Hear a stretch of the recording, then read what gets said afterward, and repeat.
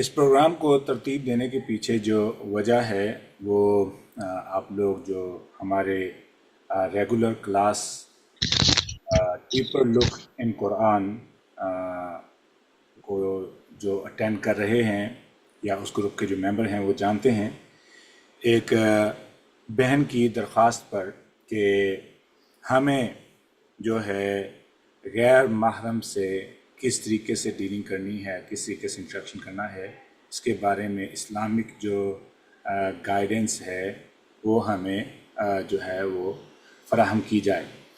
ہماری خوش قسمتی یہ ہے، ہمارے لیے باعث فخر کی بات یہ ہے کہ میں کبھی بھی اس موضوع کو اتنے بہتر طریقے سے بیان کرنے کے قابل نہیں تھا جس طریقے سے ہماری رہنمائی ہمارے معزز شیخ امین عزیز صاحب جو ہمیں فراہم کریں گے۔ میں بالکل ویسے ہی ایک طالب علم ہوں جیسے آپ لوگ ہیں، تو اس پروگرام کو ہم جس ترتیب سے آگے لے کے چلنا چاہتے ہیں وہ کچھ یوں ہوگی کہ ہمارے معزز شیخ امین صاحب یہ اپنی گفتگو فرمائیں گے، ہمیں رہنمائی دیں گے، اور تقریباً 8 سے 10 منٹ تک پھر یہ تھوڑی سی جو ہے وہ دورانیہ مجھے عنایت کریں گے تاکہ اس میں تھوڑی بہت جو نفسیاتی چیزیں ہیں میں وہ اس میں ایڈ کر سکوں۔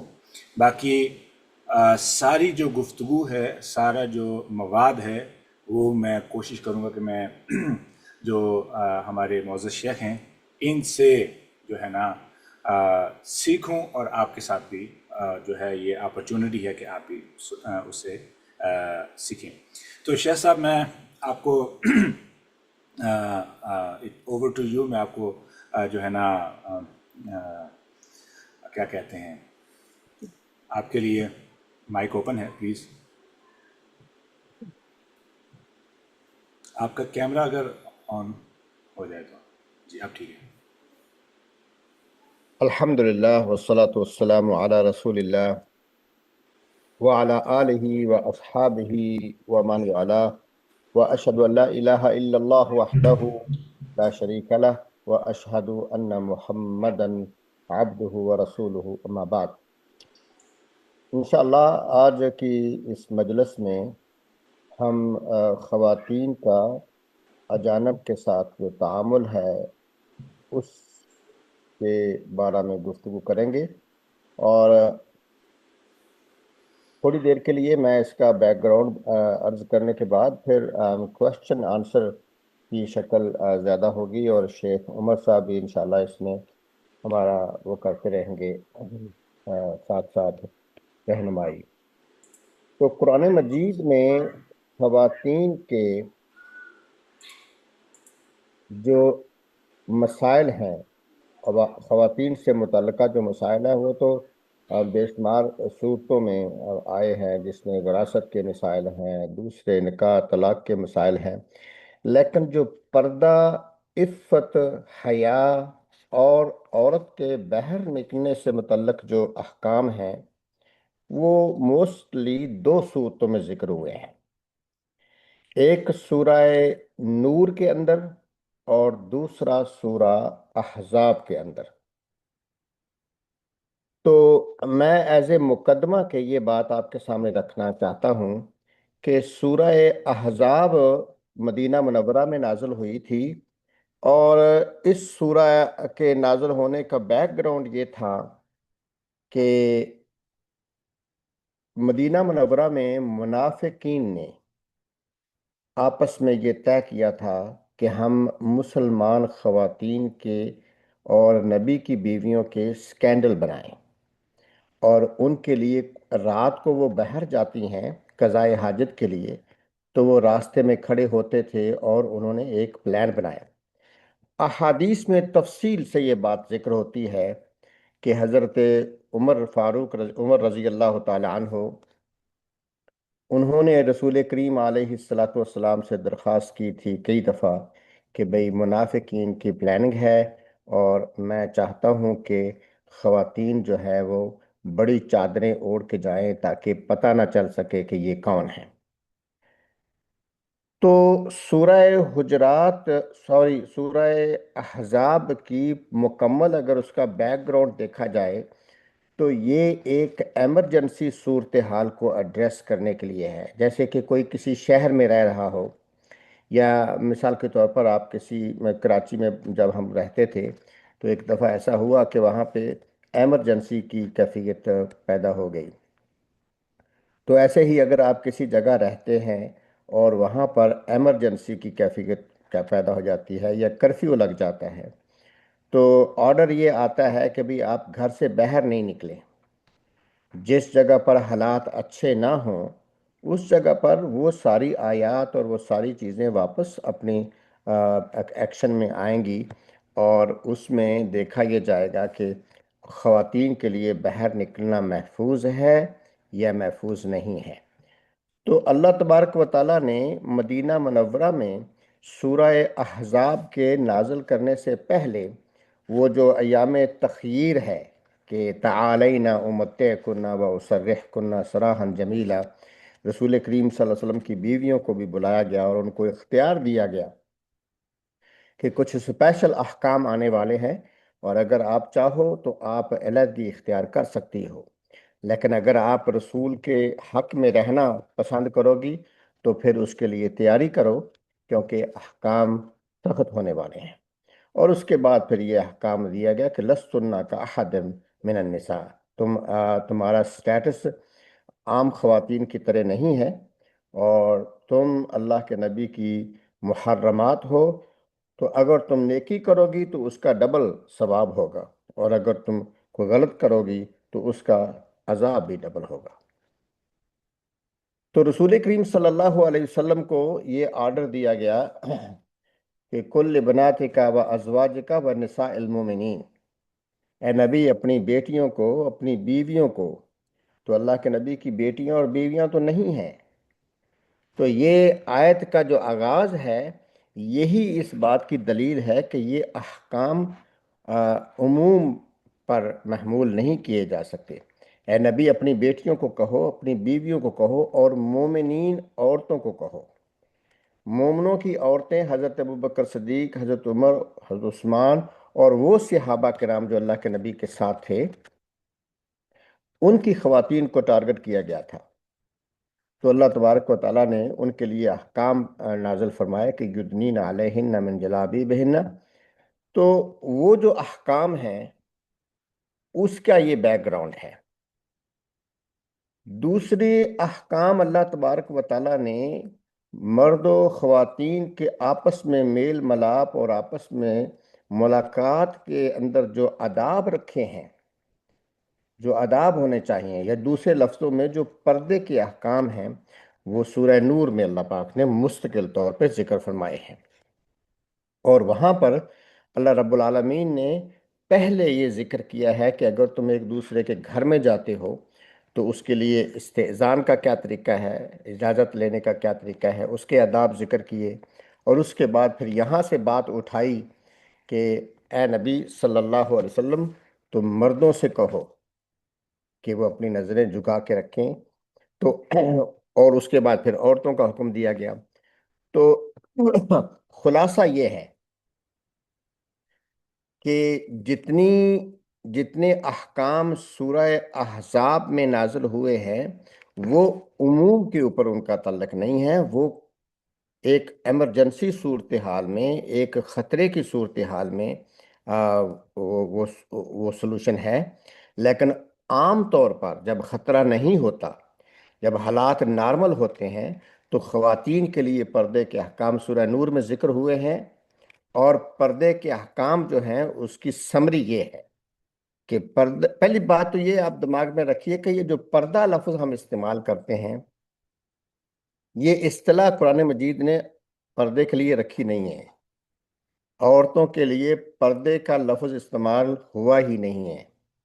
وہ من وراء حجاب کا لفظ استعمال ہوا ہے، اور وہ جب دروازے کے پیچھے. تو دروازے کے باہر سے لفظ جو بولا جاتا ہے اس کے لیے اللہ تعالیٰ نے پردے کا لفظ استعمال کیا ہے. تو یہ جو خواتین چہرے کا پردہ کرتی ہیں یا اپنے جسم کا پردہ کرتی ہیں، یہ لفظ قرآن مجید میں استعمال نہیں ہوا. اچھا، اب مسئلہ یہ ہے کہ جب ہم لفظ پردہ بولتے ہیں تو اس سے دماغ میں جو چیز آتی ہے وہ یہ ہے کہ خواتین کا پردہ۔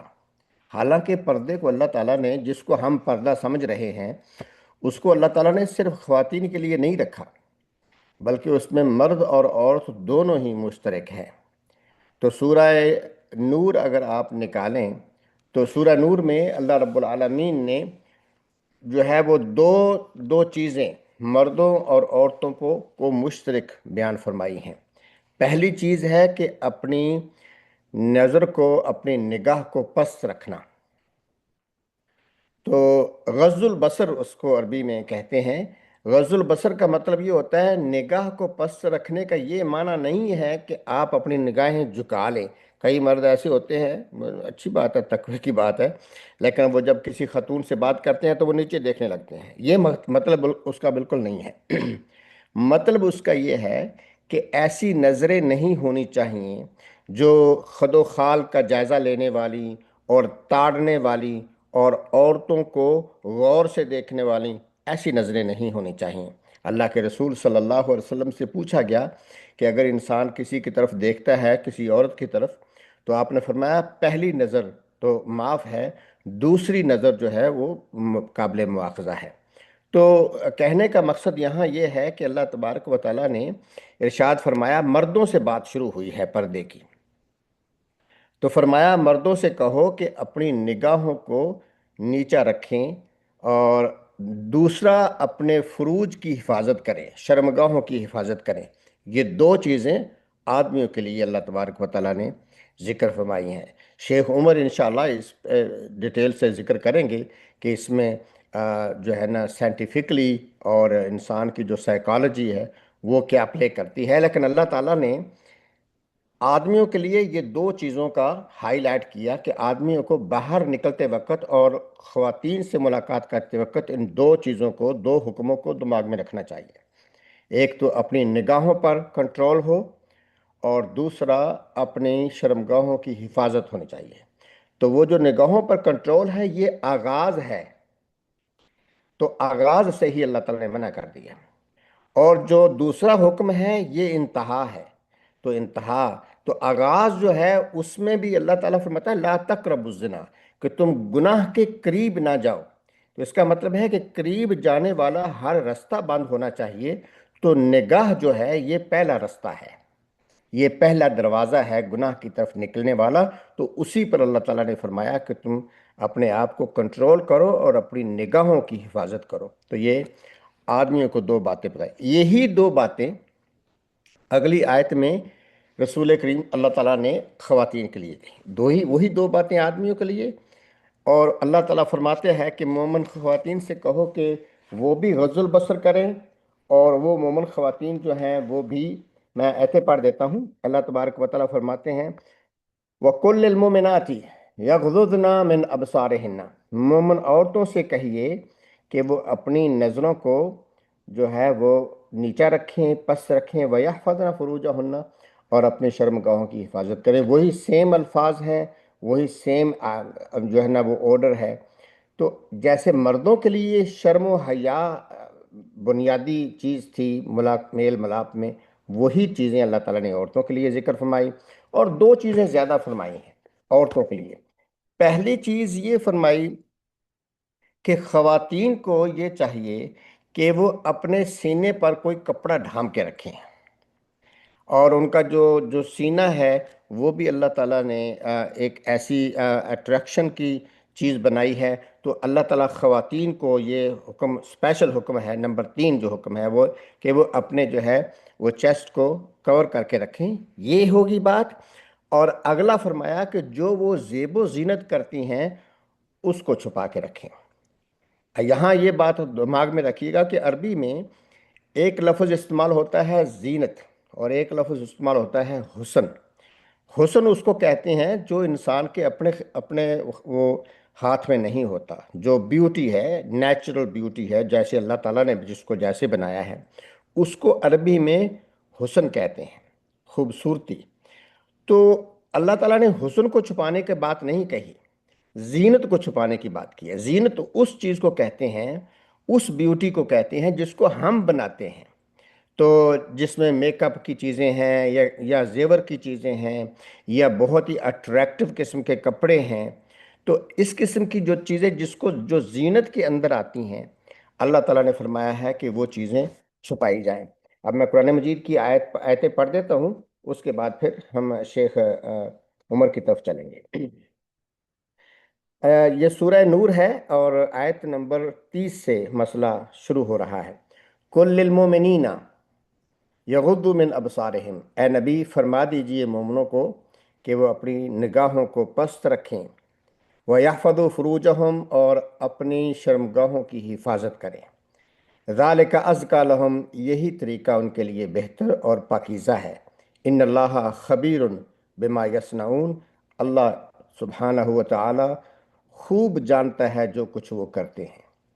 تو یہاں پر یہ جو آخر میں اللہ تعالیٰ نے فرمایا ہے کہ اللہ خبردار ہے، اللہ خبر رکھنے والا ہے جو کچھ وہ کرتے ہیں، تو اللہ فرما رہا ہے کہ جو تمہاری نگاہیں ہیں، جو تمہارے کام ہیں، جو تمہاری، اللہ تو بذات الصدور، یعلم بذات الصدور، علیم بذات الصدور، دلوں کے بھیدوں کو جانتا ہے۔ جب انسان نظر اٹھاتا ہے تو اس کی نظر جب کسی کو دیکھتی ہے تو ایک میسج واپس آتا ہے دل میں، وہ نظر آپ کو بتاتی ہے کوئی چیز، اور وہ جو ایک میسج واپس دل میں آتا ہے، دماغ اس کو ریڈ کرتا ہے اور اس کی ایک پکچر بنتی ہے اور ایک سوچ بنتی ہے، اس کو بذات الصدور کہتے ہیں۔ اللہ فرماتا ہے کہ تم جس طرف بھی دیکھتے ہو، تو جب تمہاری نظر واپس تمہارے دماغوں میں آتی ہے اور دل میں آتی ہے، تو اس میں جو بھید تمہارے دل میں چھپ جاتی ہے، جو ایک خواہش، ایک ہلکی سی چیز تمہارے دل میں جب چھپ جاتی ہے تو اللہ اس کو بھی جانتا ہے۔ اگلی آیت میں اللہ فرماتا ہے وَقُلْ لِلْمُؤْمِنَاتِ، اور مومن خواتین سے بھی کہہ دیجئے اے نبی، یغضضن من ابصارہن، وہ اپنی نگاہوں کو پست رکھیں، ویحفظن فروجہن، اپنی شرمگاہوں کی حفاظت کریں، ولا یبدین زینتہن، وہ اپنی زینت کو ظاہر نہ کریں۔ میں نے فرق ظاہر کر چکا ہوں، زینت سے مراد آنکھیں نہیں ہیں، یا زینت سے مراد جسم نہیں ہے، بلکہ زینت سے مراد وہ چیزیں ہیں جس میں آپ نے بیوٹی لگائی ہے۔ مثلا آنکھوں میں اگر کسی نے کاجل لگایا ہے تو وہ آنکھیں چھپانا بھی ضروری ہیں، اور اگر کسی نے اپنے چہرے پر میک اپ کیا ہے تو وہ چہرہ چھپانا بھی ضروری ہے، اور اگر زیور پہنا ہوا ہے جو اٹریکٹیو زیور ہے تو وہ زیور، کچھ ایسے زیور ہیں جن کو دکھانا ضروری ہے، جیسے کہ جو رنگ وغیرہ ہے وہ دکھانا ضروری ہے، اور کچھ ایسے زیور ہیں جن کو چھپانا ضروری ہے۔ تو اللہ فرماتے ہیں وَلَا يُبْدِينَ زِينَتَهُنَّ، وہ اپنی بیوٹی اور اپنی زینت کو ظاہر نہ کریں، إِلَّا مَا ظَهَرَ مِنْهَا، ایکسیپٹ وہ ایکسیپشن وہ چیزیں ہیں جو ویسے ہی ظاہر ہوتی ہیں، جیسے کہ رنگ ہے تو یہ ظاہر ہے، وَلْيَضْرِبْنَ بِخُمُرِهِنَّ عَلَى جِيوبِهِنَّ، اور اپنے دوپٹے کو اپنے چیسٹ پر ڈال کے رکھیں، ٹھیک ہے، اور ڈالیں اپنے دوپٹے کو اپنے چیسٹ پر۔ یہاں پر مفسرین یہ کہتے ہیں کہ دوپٹہ نارملی تو سر سے ہی شروع ہوتا ہے، تو اس میں سر جو ہے وہ بھی شامل ہے، ہاؤ ایور اللہ تعالیٰ نے یہاں سر کا ذکر نہیں فرمایا، لیکن دوپٹہ ہوتا ہی وہ ہے جو سر سے شروع ہو، اور اس کی ایک باقاعدہ ایک جیسے بکل ٹائپ کی وہ ہوتی ہے، تو وہ عورت جو اس کو اپنی جسم کو لپیٹتی ہے، لیکن یہ میک شور اللہ تعالیٰ نے کیا ہے دوپٹے کا۔ یہاں پر جو عورتیں جو ہیں وہ سکارف ایسے لے لیتی ہیں، جو پری ڈیزائن سکارف ہوتا ہے، وہ سر کے بالوں کو تو ڈھانپ لیتا ہے، اور یہاں پر آ کر تھوڑا سا اتنی جگہ پہ ڈھانپتا ہے، لیکن اللہ نے یہاں جیوب لفظ بولا ہے، تو جو سینے کا جو اگلا حصہ ہے اس کو سارے کو چھپانا ضروری ہے۔ یہ اللہ تعالیٰ قرآن مجید میں ایسے ہی فرما رہے ہیں وَلَا يُبْدِينَ زِينَتَهُنَّ إِلَّا لِبُعُولَتِهِنَّ، اور وہ جو زینت ہے جو خود بنائی گئی ہے اس کو وہ ظاہر نہ کریں مگر اپنے شوہروں کے لیے، اور وہ او آبائہن، یا اپنے پیرنٹس جو باپ ہے اس سے، او آبائے بعولتہن، یا پھر اپنا سسر جو ہے اس سے، او ابنائہن، یا اپنے بیٹے، او ابنائے بعولتہن، یا اپنے سٹیپ بیٹے جو اپنے شوہر کے بیٹے ہیں، او اخوانہن، یا اپنے بھائی، او بنی اخوانہن، یا بھانجے بھتیجے، اور بنی اخواتہن یا بھانجے، اور نسائہن اور دوسری عورتیں۔ لیکن یہاں پر نسائہن کے لفظ سے بعض اہل علم یہ کہتے ہیں کہ اپنی عورتیں یہاں مراد لیا گیا ہے اور نساء نہیں کہا گیا۔ تو اس کا مطلب یہ ہے کہ اگر کچھ عورتیں ایسی ہوں جو کہ مسلمان نہیں ہیں یا نسائہن میں شامل نہیں ہیں تو ان سے بھی بیوٹی چھپائی جائے، کیونکہ وہ لوگ ہو سکتا ہے آپ کے چونکہ وہ دشمن ہیں، اور ہو سکتا ہے کہ آپ کے خد و خال کو ذکر کرنا شروع کر دیں۔ او ملکت ایمانہن، یا پھر اپنے جو غلام ہیں ان سے، اب تابعین غیر اول الضرب اربا، یا پھر وہ چھوٹے لوگ جو آپ کے پیچھے پیچھے رہتے ہیں، من الرجال او الطفل، من الرجال آدمیوں میں سے وہ لوگ جو آپ کے اڈاپٹڈ ہیں یا آپ کے پیچھے پیچھے رہتے ہیں، اور وہ آدمی اور وہ بچے الذین لم یظہروا علی عورات النساء، وہ بچے جو ابھی عورتوں کی جو اٹریکشن ہے اس سے ابھی تک وہ ناواقف ہیں۔ تو یہاں پر جو ہے جوان بچوں کا ذکر نہیں ہے، بلکہ اللہ تعالیٰ یہ نہیں کہا کہ جو لم یبلغ الحلم، وہ بچے جو جوان نہیں ہوئے، بلکہ یہ کہا کہ وہ بچے جو خواتین کی اٹریکشن سے جو ابھی تک متعارف نہیں ہیں۔ تو وہ ڈپینڈ کرتا ہے بچے سے بچہ الگ الگ۔ تو ولا یضربن بارجلہن، اب یہاں پر اس کی حکمت غور کیجئے گا، ولا یضربن بارجلہن، اور وہ نہ چلیں زمین پر اور نہ مارے اپنے پاؤں کو زمین پر۔ یہ مطلب ہے کہ نہ چلیں زمین پر اس طریقے سے اچھل اچھل کر یا پاؤں مار مار کر۔ بعض اوقات عورتیں جان بوجھ کر ایسی چال اپناتی ہیں، اس کی پریکٹس کرتی ہیں تاکہ ان کی باڈی جو ہے وہ ایک خاص قسم کا ردم اس میں پیدا ہو۔ تو اللہ فرماتے ہیں کہ وہ ایسے زمین پہ نہ چلیں، لِيُعْلَمَ مَا يُخْفِينَ مِن زِينَتِهِنَّ، تاکہ وہ چیزیں دوسروں کو دکھا سکیں انٹینشلی جو انہوں نے چھپا رکھی ہیں اپنی زینت میں سے۔ تو وَتُوبُوا إِلَى اللَّهِ جَمِيعًا أَيُّهَا الْمُؤْمِنُونَ، اور تم سب اللہ کی طرف توبہ کرو اے مومنو، کیونکہ غلطی انسان سے بہرحال ہو جاتی ہے۔ تو ہم سب کو اللہ تعالیٰ کی طرف سے معافی مانگنی چاہیے، لعلکم تفلحون، تاکہ تم سب فلاح پا جاؤ۔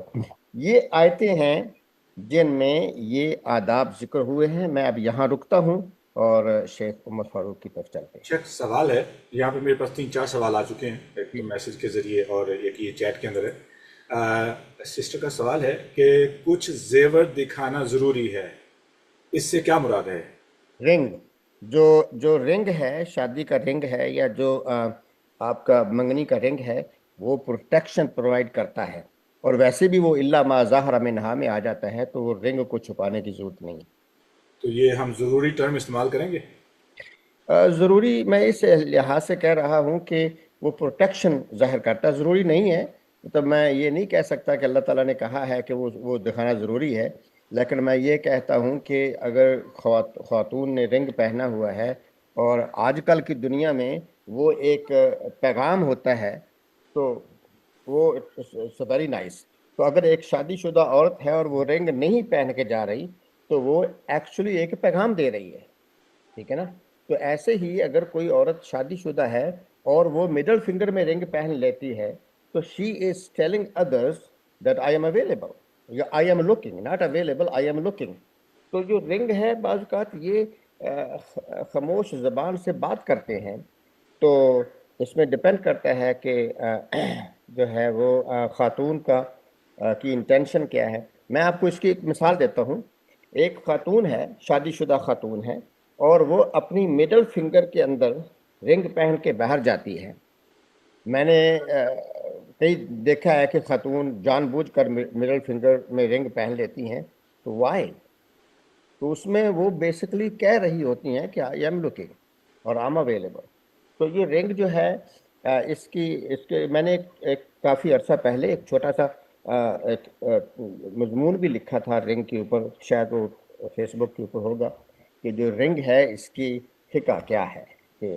اور پھر ایک اور بات بھی ہے کہ کچھ چیزیں ایسی ہیں جو اسلام میں شروع میں ذکر نہیں ہوئیں لیکن اب وہ درمیان میں آ گئی ہیں، تو ان کے آداب ہونے چاہیے۔ مثلا میں آپ کو مثال دیتا ہوں کہ ہماری مسجد میں ہم نے کوئی تقریباً دو مہینے پہلے ایک لیکچر دیا تھا اسی ٹاپک پر کہ ہمارے بچوں کو فیس بک یا سوشل میڈیا استعمال کرنے کے آداب کیا ہیں. یہ تو قرآن و حدیث میں فیس بک کے آداب نہیں ذکر ہوئے، اب مجبوری بن گئی. لیکن وہ آج کل ہماری ایک طرح کی بہت بڑی مصیبت ہے. تو ایسے ہی میرا مقصد یہ تھا. شیخ سوال ایک اور آیا ہے، میں آپ لوگ سوال کرنا چاہیں تو کھڑا کر سکتے ہیں. I'm sorry to interrupt یہاں پر. وہ ایک اور میں نے آپ کو یاد ہے، میں نے آپ کو ذکر کیا تھا کہ زینت اس کو کہتے ہیں جو خود سے کی جائے. تو مہندی لگانا بھی ایک اس کی علامت ہے. اللہ کے نبی صلی اللہ علیہ وسلم عورتوں کو انکرج کرتے تھے کہ وہ مہندی لگائیں تاکہ مردوں سے ان کے ہاتھ الگ ہو جائیں. مردوں کے لیے مہندی لگانا جائز نہیں ہے، ہاتھوں پر خاص کر.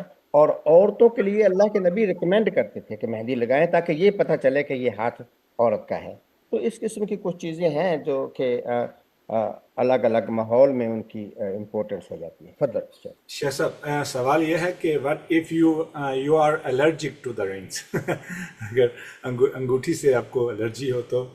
ہاں، اگر انگوٹھی سے الرجی ہے تو اللہ تبارک و تعالیٰ معاف کرے گا. کوئی انگوٹھی پہننی ضروری نہیں ہے، لیکن اس کی نیت پر ڈیپینڈ بھی کرتا ہے. اگر انگوٹھی سے الرجک ہے تو وہ مہندی لگا کے رکھیں، اور اگر مہندی سے بھی الرجک ہے تو اللہ تبارک و تعالیٰ انشاءاللہ معاف فرمائیں گے. جزاک اللہ خیر. میں وقت کو بھی ملحوظ خاطر رکھنا ہے تو میں آلریڈی وی اسپینڈ 30 منٹس، تو میں چاہ رہا ہوں کہ ہم اس کو جلدی ریپ اپ بھی کریں. ہمیں اگر ایک اور بھی سیشن رکھنا پڑا تو اٹس اوکے، ہم اس کو 2-3 سیشن ترتیب دے لیں گے، اللہ خیر کرے. تو یہاں پہ ایک فقہی مسئلہ میں جو ہے نا وہ سوال ہے کہ اگر اب چونکہ میں نے سوال پہلا شروع کر دیا ہے، اب انیبا آپ کو ویٹ کرنا پڑے گا، معذرت، لیکن میں آپ کا سوال نوٹ کر رہا ہوں. اللہ رب العزت نے قرآن پاک میں احکام کو جب صریحاً یعنی واضح طور پہ بیان کیا ہے تو ہمیں اس سے ڈیفرنٹ مرادیں لینے کی ہمارے پاس گنجائش ہوتی ہے. جیسے کہ اللہ رب العزت کہہ دیا کہ نظریں جھکائیں، اور same term is being use for both men and women. تو ہمیں کیا اس سے مراد، کیونکہ نفسیاتی طور پہ میں جو چیزیں آپ کے ساتھ شیئر کرنا چاہتا ہوں میں وہ بعد میں شیئر کروں گا، لیکن میں آپ کی پہلے فقہی طور پہ آپ سے رائے لے لوں کہ ہو سکتا ہے کہ اس سے کسی کو مس انڈرسٹینڈنگ ہو جائے اگر ایک نہ چیز کو یہ سوال محسوس ہو رہا ہے. تو کیا قل للمؤمنین یغضوا من ابصارہم، یغضوا میں واضح نہیں ہے کہ اللہ رب العزت نے آگے من ابصارہم بھی واضح طور پہ کر دیا، پھر وہی ٹرم استعمال ریپیٹ کر دیا؟ ہاں، عربی زبان شیخ محترم ایسا ہے کہ عربی زبان بہت ہی بعض اوقات اللہ تعالیٰ نے جو الفاظ پک اور چوز کیے ہیں مختلف چیزوں کو، اگر آپ اس کی ڈکشنری میں جائیں اور آپ اس کی ڈیٹیل میں جائیں تو آپ اش کر اٹھیں گے کہ یہ قرآن مجید واقعہ ہی اللہ تعالیٰ کی کتاب ہے. غض البصر کہتے ہیں اس نظر کو جو ایک جگہ پہ جم نہ جائے. تو جو ایسے تیرنے والی نظر ہے اس کو غض کہتے ہیں. ایک ہوتا ہے کسی کے اوپر نظریں جما لینا، تو اور دوسرا یہ ہوتا ہے کہ آپ ایک سرسری طریقے سے خواتین کی طرف دیکھ کے بات کریں. یہ کسی کی طرف دیکھ کے بات نہ کرنا اور نظریں جھکانا یہ بعض علاقوں میں انسلٹ سمجھا جاتا ہے. تو امریکہ میں ایسے آپ ٹھیک ہے. ہاں، تو اور پھر دوسری بات یہ ہے کہ اس کی ضرورت نہیں ہے. صحابہ کرام سے یہ ثابت نہیں ہے. جو صحابہ کرام حضرت ابو بکر صدیق رضی اللہ تعالیٰ عنہ کی تیمارداری کے لیے گئے تھے، وہ صحیح روایتیں ہیں، صحیح مسلم کی روایت ہے. تو وہ واپس آ کے بتاتے ہیں کہ حضرت ابو بکر صدیق رضی اللہ تعالیٰ عنہ کی بیوی کا رنگ ایسا تھا. تو کیسے پتہ چلا صحابہ کرام کو کہ ان کا رنگ کیسا تھا؟ تو کہنے کا مقصد یہاں یہ ہے کہ ایسی نظریں جو تاڑنے والی ہیں، جو خد و خال کا جائزہ لینے والی ہیں، وہ نظریں، جو پہلی نظر ہے اس کا تو اللہ تبارک و تعالیٰ نے بھی اجازت دی ہے. اور اس میں اگر پھر ڈیپینڈ کرتا ہے کہ وہ دل پہ جا کے پتہ چلتا ہے کہ جو نیت جو ہے انسان کی کیا ہے، اس سے آگے مسئلہ شروع ہوتا ہے. سر یہاں پہ میں نا 2 مثالیں ایڈ کروں گا اگر اجازت ہو تو. ایک مثال جو ہے اس کا پوائنٹ آف ویو اور اس کا جو کہہ سکتے ہیں کہ جو اس کا نقطہ نظر ہے وہ مردوں کو ٹارگٹ کرے گا، ٹھیک ہے. جو دوسری مثال ہے اس کے ذریعے عورتوں کی جو معصومیت ہے وہ بھی میں کوشش کروں گا کہ اس میں ایکسپلین ہو جائے. تو یہاں پہ جو امپورٹنٹ چیز ہے وہ اس طریقے سے ہے کہ اگر ہمارے پاس میں مثال سے شروع کرتا ہوں. ایک شخص ہے وہ باغ میں جاتا ہے. اب باغ میں جانے سے پہلے اس کو پہلے سے اس نے ایک سیب خرید لیا ہے. یہ مردوں کو ٹارگٹ کرنے کے لیے اس نے سیب خرید لیے. جو بھی اس کی قیمت تھی اس نے ادا کر دی ہے, لیکن اب اس کے پاس سیب وہ موجود ہے. اتفاق سے وہ داخل ہوا تو آگے وہ سیبوں کا ہی باغ ہے. اب جیسے شاہ صاحب نے کہا, آپ میری اس مثال کو سمجھیں گے تو آپ کو نقطہ سمجھ آئے گا میں کیا کہنا چاہتا ہوں. اب اگر وہ شخص اس باغ میں داخل ہونے کے بعد بغیر مالک کی اجازت کے وہ کسی سیب کو چھیڑ نہیں سکتا ہے, اگر وہ اپنے سیب کو بھول جائے, اپنے سیب کو اگنور کرے اور دوسرے درختوں کو دیکھنا شروع کر دے, تو وہاں پہ اسے ہر قسم کے رنگ کا, سائز کا سیب نظر آئے گا. اس کا امپیکٹ کیا بنے گا؟ وہ جو قیمت اس نے اس سیب کے لیے ادا کی ہے, جو سیب اس نے خریدا ہے, وہ بے ویلیو ہو جائے گا. اسے لگے گا یہ پتہ نہیں کتنے دن پرانا ہے, پتہ نہیں اس کا ذائقہ کیسا ہے, اس کا ہو سکتا ہے اس کو رنگ نہ پسند آئے. تو ہوگا کیا, بیکاز وہ باقی درختوں پہ لگے سیبوں کو دیکھ رہا ہے للچائی نگاہوں سے, اور وہ اپنے پاس جو نعمت موجود ہے اس کو اگنور کر رہا ہے, تو ہوگا کیا, وہ جو نعمت اللہ تعالیٰ نے اس کو ادا کی ہے وہ اسے دلچسپی اور وہ ایک لا تعلقی پیدا ہو جائے گی. تو بہترین جو عمل ہے وہ یہی ہے کہ جو ہے آپ کے پاس اس پہ توجہ دی جائے, اور جو باقی چیزوں سے امانت سمجھا جائے کہ میں اس کا مالک نہیں ہوں, یہ سب امانت ہیں. جیسے میں نے بولا کہ مالک کی اجازت کے بغیر آپ اس کو اپروچ نہیں کر سکتے ہیں, تو نکاح کی شرط بھی یہی ہے. تو اب یہ تھی ایک مثال. دوسری مثال جو ہے وہ معصومیت بتانے کے لیے ہماری بہنوں کی, خواتین کی, کہ ایک مارکیٹ کے اندر جب ایک لڑکا پہلی دفعہ جاتا ہے, اس سے شوق ہوتا ہے, دلچسپی ہوتی ہے, مرد ہے خواتین سے گفتگو کرنے کی, تو وہ پہلے شروع میں ہچکچاتا ہے, شرماتا ہے, لیکن بات بھی کرنا چاہتا ہے. خواتین کسٹمرز آتے ہیں, بات کرتا ہے. آہستہ آہستہ آہستہ وہ ایکسپیرینس ڈیولپ کرتا ہے کیسے ایک معصوم خاتون کو, بچی کو جو پہلی دفعہ بازار آئی ہے یا بار بار بازار آئی لیکن کسی کے ساتھ اس کی اتنی گفتگو نہیں ہوتی ہے, اس کو کیسے اٹریکٹ کرے. تو وہ وہاں پہ بیٹھا ہوا ایک دن میں 50 سے 100 خواتین کو مختلف قسم کی وہ گفتگو سے اٹریکٹ کرنے کی کوشش کرتا ہے. وہاں سے وہ اپنا ایک ٹیکنیک ڈیولپ کر رہا ہوتا ہے. تو جو معصوم خواتین وہاں پہ جاتی ہیں, جب وہ ایسے شخص سے گفتگو کرتی ہیں, وہ ٹریپ کا شکار ہونا ان کے لیے ایک جو ہے نا وہ ایک ایسے سمجھ لیں کہ اس ٹریپ کا شکار ہونا مشکل نہیں ہوتا ہے. وہ بڑی جلدی اس ٹریک کے اندر پھنس جاتی ہیں. لیکن حقیقت کیا ہے, وہ بندہ وہیں پہ کھڑا ہے, وہ ایک دن میں کتنی خواتین سے بات کرتا ہے, کتنے وہ ہم یہی وہ ٹرم استعمال کریں گے جو استعمال ہوتی, وہ کتنے مختلف طریقوں سے لائنیں مارتا ہوگا, اور یہ نحوست پائی جاتی ہے. اور مرد سوائے محرم کے اور وہ جس سے آپ کا نکاح ہو چکا ہے, اس کے علاوہ کوئی بھی مرد, شیخ مجھے آپ اگر اجازت دیں, کوئی بھی مرد آپ اس پہ اعتبار نہیں کر سکتے ہیں. وہ آپ کو مشہور واقعہ بنی اسرائیل کا, وہ جو جس کے پاس بیٹی کو, بہن کو چھوڑ کے چلے گئے تھے شیخ, وہ مشہور حدیث ہے رائٹ, کہ وہ 4 بھائی تھے, اپنی بہن کو ایک اللہ کے مشہور ولی کے حوالے کر کے وہ جنگ کے لیے چلے گئے. تو وہ ہوا کیا کہ کس طریقے شیطان نے اس بندے کو پہلے حیا کے دائرے میں ہی رکھا, پھر اس سے کہا کہ بھئی اس کا حال چال پوچھو, پھر حال چال سے آگے وہ عبادت کو بھول گیا, وہیں پہ بیٹھا رہتا, بات چیت کرتا رہتا.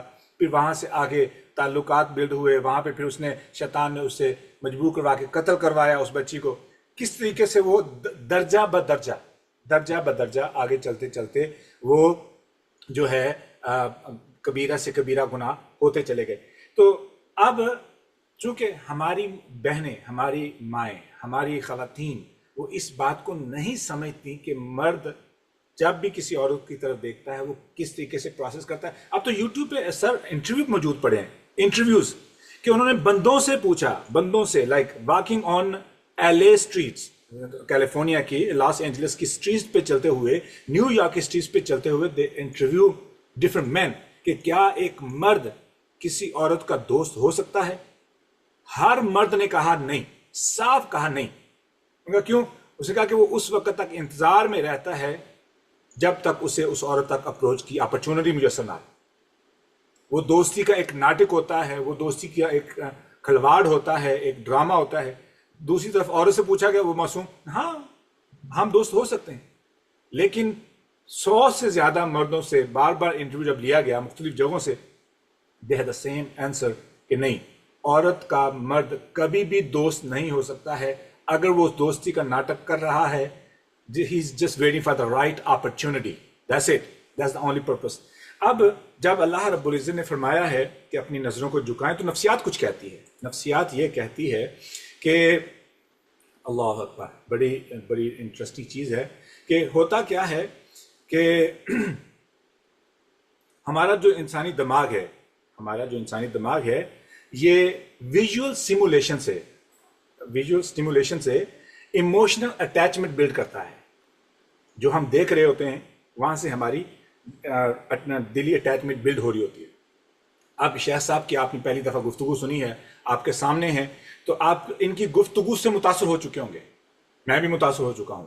بہت سی جگہوں پہ ایسا واقعہ پیش آتا ہے. ضروری نہیں ہے کہ عورت مرد سے, مرد عورت سے, مرد سے بھی امپریس ہوتے ہیں. کیوں؟ عورتیں عورتوں سے امپریس ہوتی ہیں گفتگو سے, علم سے, نالج سے.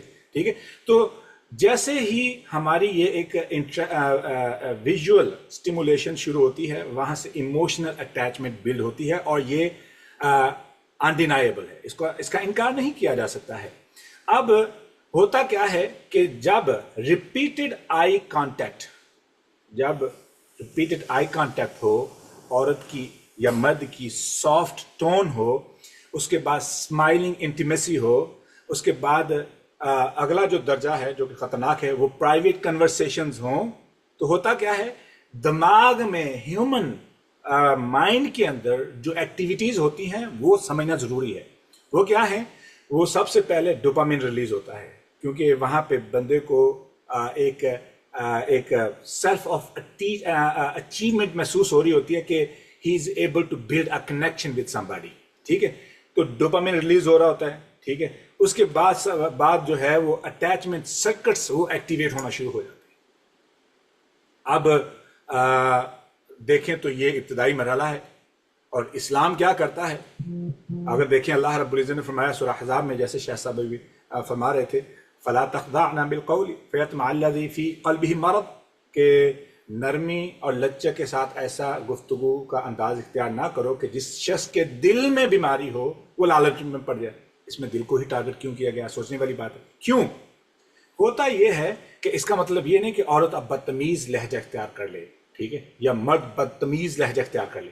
یہاں پہ ضروری چیزیں کہ جو ٹون ہو وہ ان چیزوں سے پاک ہو. کیا؟ کہ اس میں فلرٹیشس ٹون نہ ہو, یعنی جسے عام لہجے میں, پبلک لینگویج میں لائن مارنا کہتے ہیں, وہ ویسا لہجہ نہ ہو.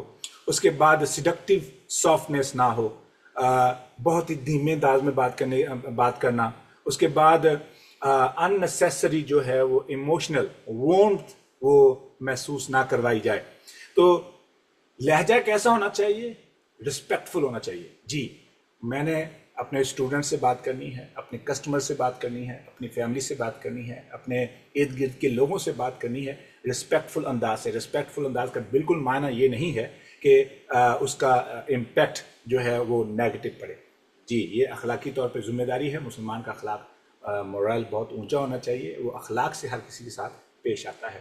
پھر ڈگنیفائڈ باوقار لہجہ ہو, اس میں لالچ, اس میں گفتگو اس انداز سے نہ ہو کہ اگلے کو, جیسے کہ شاہ صاحب نے کہا انگوٹھی کی مثال دیتے ہوئے, کہ اگلے کو محسوس ہو کہ یہ خاتون یا یہ مرد جو ہے وہ مجھے اپنی اویلیبلٹی وہ ظاہر کر رہا ہے, مجھے احساس دلا رہا ہے کہ I should continue to talk. ایسے نہیں ہونا چاہیے. گفتگو اس انداز سے ہو کہ to the point, to the topic, and it appears کہ بات کی حد تک ہی بات ہے, اس سے آگے کچھ نہیں. ایسا لہجہ ہونا چاہیے. اس کے بعد پروفیشنلزم ہوتا کیا ہے کہ جو دکاندار لوگ ہوتے ہیں، بزنس مین ہوتے ہیں، وہ سمجھتے ہیں کہ اخلاق کے بغیر ہمارا کاروبار نہیں چلے گا. It is there like duty to carry professionalism. تو وہ پروفیشنل طریقے سے بڑے اخلاق سے پیش آتے ہیں، بہت ویلکم کرتے ہیں. عام خاتون کو، عام انسان کو، عام مرد کو جو لگتا ہے کہ شاید یہ لوگ جو ہیں یہ اتنے اچھے ہیں کہ میں ان کو اب اگلے درجے پہ بھی ریلیشن شپ کی طرف لے کے جا سکتا ہوں. بھائی سمجھنا چاہیے یہ پروفیشنلزم ایک الگ چیز ہے. اس کے بعد جو ایموشنلی بندہ جو ہے وہ یا خاتون جو ہو وہ انوائٹنگ نہ ہو، وہی بات جو ریپیٹ کر رہا ہوں، کیونکہ ذالکم اطہر لقلوبکم وقلوبہن، یہ بہت ہی پاکیزہ ہے تمہارے دلوں کے لیے اور ان کے دلوں کے لیے. میں یہیں پہ بریک لیتا ہوں، اب ہم چلتے ہیں اگلے سوال کی طرف. شیخ میری اصلاح کر دیں اگر آپ کو کوئی بات لگے کہ اس میں امپرومنٹ کی ضرورت ہے. تو یہ سوال ہے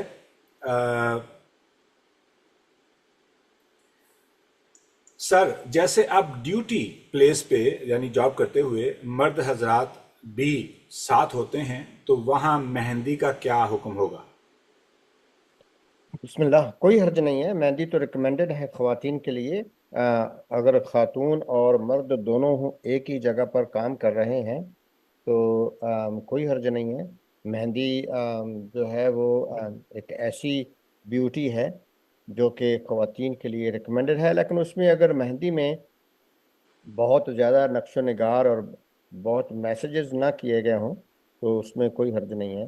خاتون بہرحال خاتون رہے گی، وہ اگر مہندی نہ بھی لگائے تو بھی خاتون رہے گی، اور مردوں کے ساتھ اگر وہ کام کر رہی ہے تو اس کو سمپل سٹی زیادہ سے زیادہ اختیار کرنی چاہیے اور اللہ اس میں برکت دے گا. لیکن ایک بات دماغ میں رکھیے، وہ یہ ہے کہ جتنا آپ فتنے کے قریب ہوتے ہیں، جتنا فتنے کے آپ زیادہ قریب ہوتے ہیں، جتنے چانسز زیادہ ہوتے ہیں، وہاں پر ثابت قدمی دکھانا اتنا ہی زیادہ ثواب کا وہ حامل ہے. لیکن کبھی کبھار ایسا ہو جاتا ہے کہ فتنے میں انسان پڑھ سکتا ہے ہلکا پھلکا. فضل ابن عباس رضی اللہ تعالیٰ عنہ کی ایک بڑی مشہور حدیث ہے صحیحین کی.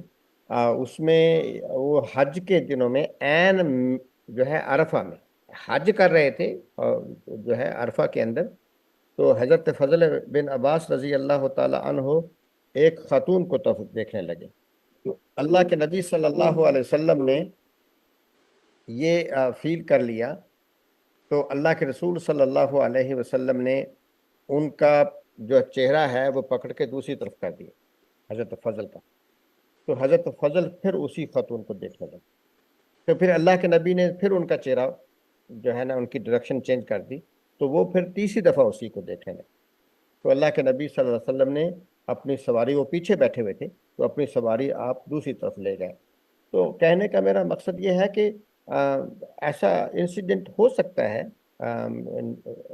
مطلب ہے، لیکن اس میں یہ دماغ میں رکھیں کہ جتنا آپ فتنے کے قریب ہیں اور پھر آپ ثابت قدم رہتے ہیں اتنا ہی اس کا ثواب بہت زیادہ ہے. اللہ تعالیٰ سے ثابت قدمی مانگنی چاہیے.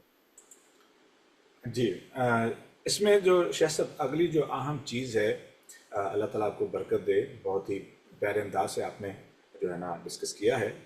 مجھے نہیں لگ رہا ہے کہ ہم اس سیشن کو اتنی جلدی جو ہے یا اس ٹاپک کو اتنی جلدی کور کر سکتے ہیں. ضرورت پیش آ رہی ہے کہ ہم کو 2 سیشن کم سے کم اور رکھنے پڑیں گے انشاءاللہ. اسی لحاظ سے، اسی ترتیب سے انشاءاللہ نیکسٹ سنڈے، اس کے بعد اگلے سنڈے انشاءاللہ ہو سکتا ہے درمیان میں عید بھی آ جائے گی تو وہ ہم کنفرم کر لیں گے. رہی بات اس میں جو آپ نے بڑی پیاری بات کی ہے کہ آپ کا جو ایمان ہے یا جو آپ کو جتنا آپ اپنے آپ کو محفوظ رکھتے ہیں اس کا زیادہ کردار ہے، ایمان کا آٹومیٹکلی زیادہ کردار ہے. تو یہاں پہ سوال لیتے ہیں، مریم کا سوال ہے. جی مریم. جی استاد محترم، مجھے تھوڑی کنفیوژن ہو رہی ہے. ایک تو مجھے یہ کلیئر کیجیے گا کہ آپ نے بتایا کہ جو آیت تھی وہ خاص کانٹیکس میں تھی ازواج رسول وسلم کی بیویوں کے حوالے سے، اور جو اس ٹائم صحابہ کی بیویاں تھیں ان کے حوالے سے. تو کیا ہم لوگ اس میں شامل ہوں گے جو مومنون کا جو ورڈ آتا ہے؟ Right. اور سیکنڈ جو ایک آپ نے بتایا تھا چہرے کے پردے کے حوالے سے، تو اس میں مجھے یہ سمجھ آئی ہے کہ آپ کہہ رہے ہیں کہ وہ کمپلسری نہیں ہے، فرض کے درجے پہ نہیں ہے، اور جی جی یعنی اگر کوئی کرنا چاہے تو کر سکتا ہے، فرض کے درجے پہ نہیں ہے، جی کیا ایسا ہی ہے؟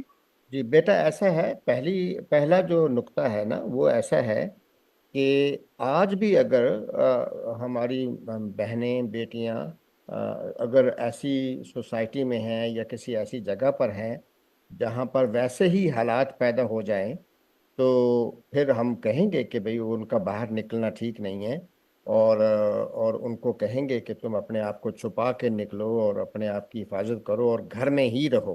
اللہ تعالیٰ فرماتے ہیں وَقَرْنَ فِي بُيُوتِكُنَّ وَلَا تَبَرُّجْنَ تَبَرُّجَ الْجَاهِلِيَّةِ الْأُولَى۔ تو وہ جو گھروں میں بند رہنا ہے، وہ وہی ہم حکم اپلائی کریں گے ان حالات میں جن حالات میں مدینہ منورہ میں یہ چیزیں ہوئی تھیں، لیکن یہ پرماننٹ حکم بیٹا نہیں ہے، اس لیے کہ رسول کریم صلی اللہ علیہ وسلم کے زمانہ میں خواتین باہر نکلتی تھیں۔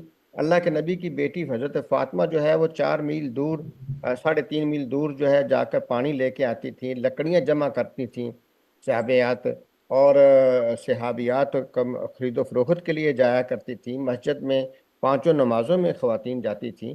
تو گھر سے وہ نکلنے والا جو صورتحال ہے وہ ان ایام میں منع کر دیا تھا اللہ کے رسول صلی اللہ علیہ وسلم نے۔ تو بیٹا اس کا ایک مفہوم یہ ہے کہ یہ قرآن مجید کی آیتیں ختم نہیں ہوئیں، بلکہ ان کا تعلق ایک ایمرجنسی صورتحال اور احتیاط کے ساتھ ہے۔ اب رہا مسئلہ کہ جو نارمل صورتحال میں کیا ہے، وہ وہی آیتیں ہیں جو ہم نے سورہ نور میں پڑھی ہیں۔ اور جہاں تک تعلق ہے چہرے کے پردے کا، یہ اختلافی مسئلہ ہے۔ تو ساری بات کا خلاصہ بیٹا ایسا ہے کہ جو چہرہ اور ہاتھ ہے اس کا پردہ کرنا ضروری نہیں ہے، آپشنل ہے۔ اگر کوئی خاتون پردہ کرتی ہے اور اس کو وہ اس برڈن کو اگر وہ کر لیتی ہے تو تقوی جتنا زیادہ ہو اتنا ہی اچھا ہے، لیکن عورت جو ہے اس کے لیے یہ مینڈیٹوری نہیں رکھا گیا۔ یہاں یہ ذہن میں رکھیے گا کہ اسلام نے آلموسٹ سارے مسائل توحید کے علاوہ سارے جو مسائل ہیں، جو عملی مسائل ہیں، ان کے لیے ایک باٹم لائن ہوتی ہے اور ہائر لائن جو ہے اس کی کوئی لمٹ نہیں ہے۔ اخلاقیات میں بھی ایسا ہے، اخلاقیات میں ایک منیمم لائن ہوتی ہے کہ آپ کو یہ کام کرنا ہے، اور اس کے علاوہ تقوی جو ہے پھر اس کی کوئی لمٹ نہیں ہے۔ اس کے لیے بہترین نمونہ رسول کریم صلی اللہ علیہ وسلم ہے۔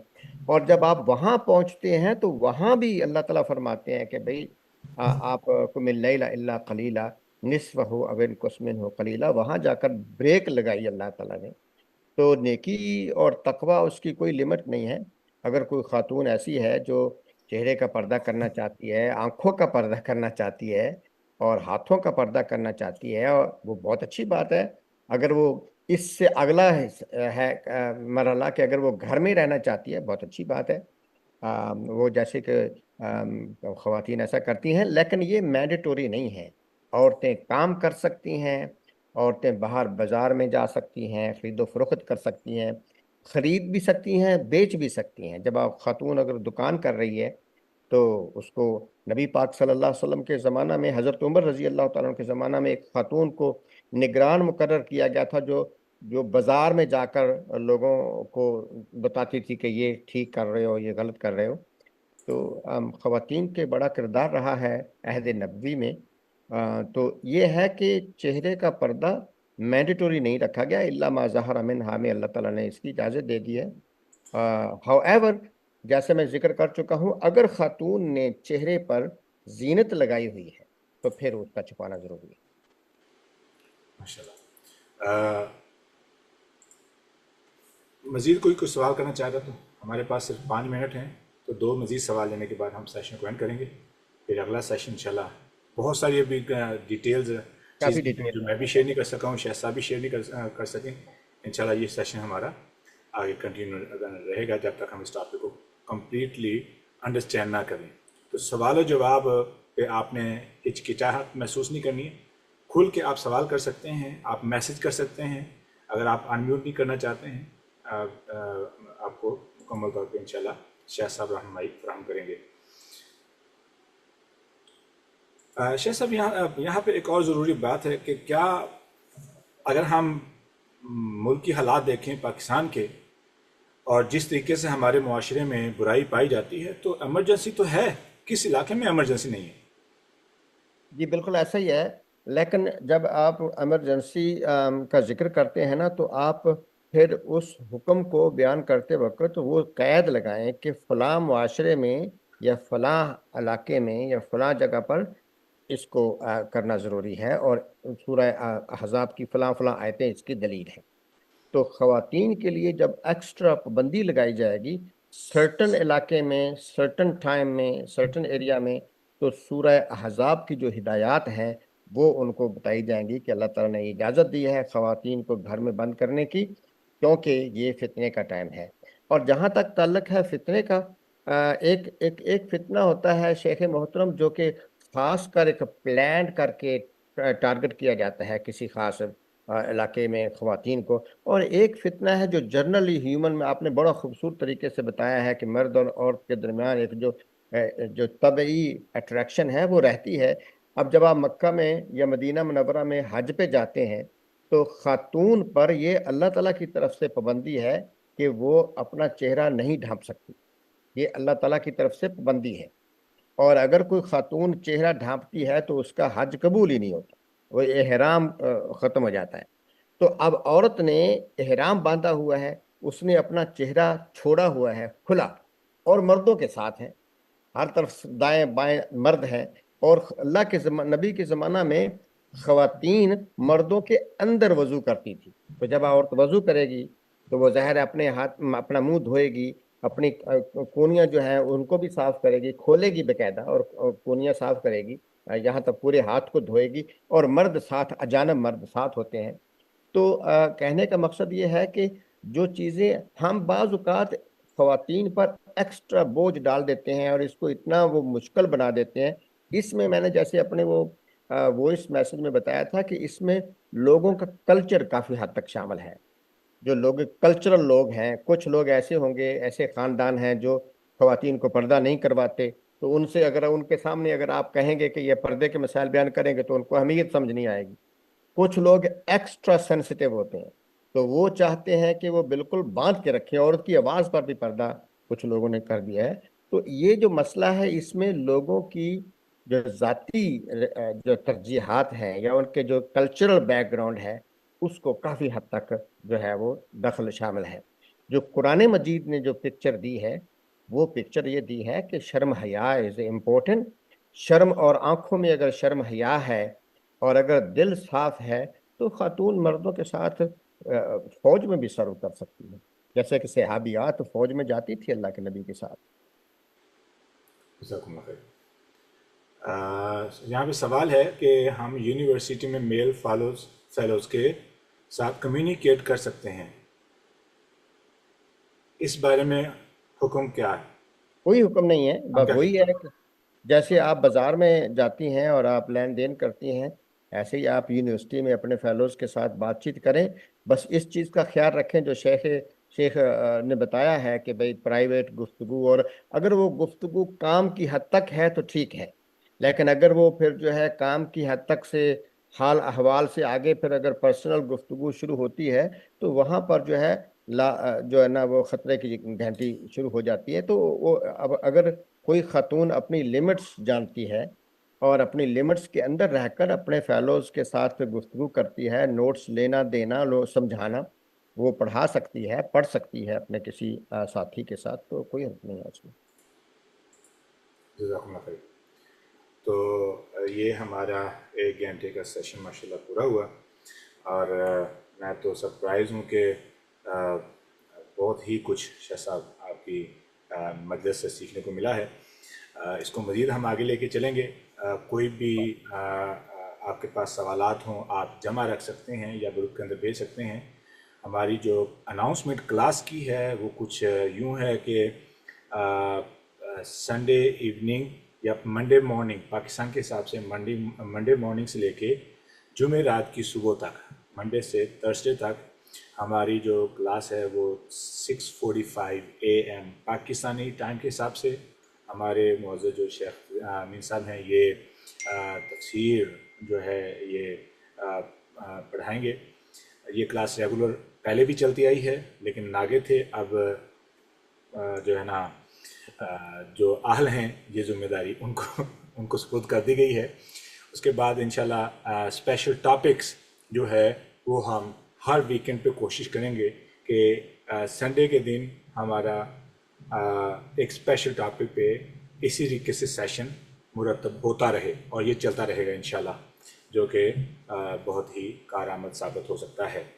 اگر کسی کے پاس اسپیشل ریکویسٹ ہو، کچھ پڑھنا چاہ رہا ہو، کچھ یعنی تفسیر پہ، حدیث پہ یا فقہ پہ، تو مجھ سے رابطہ کر سکتے ہیں. ہم کچھ ایکسٹرا کلاسز سٹارٹ کرنا چاہتے ہیں. وہ اسٹوڈنٹس کی دلچسپی پہ ڈپینڈ کرے گا کہ وہ کیا سیکھنا چاہتے ہیں. اسی حساب سے ہم ایک الگ گروپ تیار کر کے اس کو آگے لے کے چلیں گے. یہاں تک ہم آج کے دن کی جو ہے جو لرننگ ہے یا جو سیشن ہے اس کو ختم کرتے ہیں، اور شیخ صاحب دعا کی درخواست ہے. جزاكم الله خيرا. اللهم إنا نسألك الخير بيدك الخير إنك على كل شيء قدير.